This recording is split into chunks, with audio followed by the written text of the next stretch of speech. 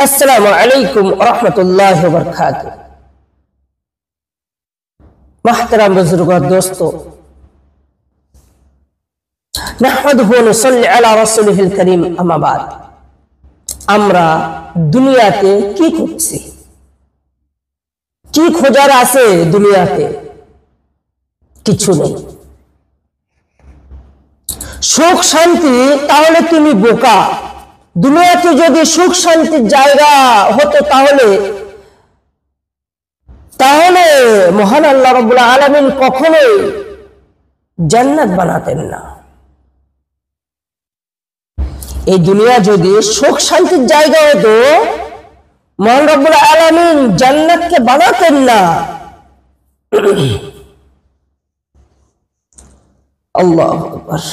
কষ্ট তো দুনিয়াতেই হবে, কিন্তু জান্নাতে না। আমরা যা কষ্ট পাবো এই দুনিয়ায় পেয়ে যাব, কিন্তু জান্নাতে কোনো কষ্ট নেই। তুমি দুনিয়াতে একটু কষ্ট করে যাও, জান্নাত তোমার জন্য শোকের ছায়া হয়ে থাকবে। আল্লাহু আকবার। প্রিয় ভাই ও বোনেরা, আমরা যেহেতু এই দুনিয়াতে এসেছি, আল্লাহ রাব্বুল আলামিন আমাদেরকে পাঠিয়েছে, কষ্ট তো দেবেই। আল্লাহ তো পরীক্ষা তো নেবে নিজের বান্দাকে, অনেক রকম ভাবে কষ্ট দেবে, কিন্তু এই কষ্ট কিছু দিনের জন্য। মানুষের জীবন বেশি দিন নেই। কদিন বাঁচি আমরা কদিন বাঁচি? বেশি দিন আমরা বাঁচিনি। যেন 50, 60, 70, 80 হায়াত। মানুষ যেহেতু হায়াত যখন ফুরিয়ে যাবে, আল্লাহ রাব্বুল আলামিন ডেকে নেবে।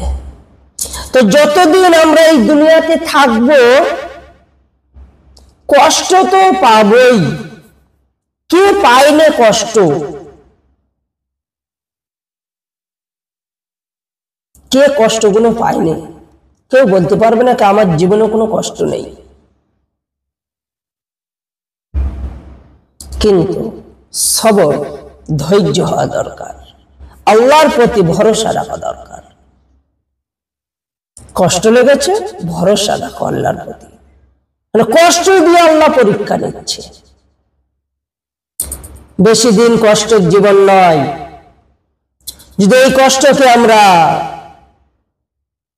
সবর করে নিতে পারি, জান্নাত অপেক্ষায় আছে। তাই বলে আমরা দুনিয়াতে কি খুঁজছি? খোঁজার কিছু নেই। দুনিয়াতে এসেছি মানে আমরা কষ্ট পাবোই।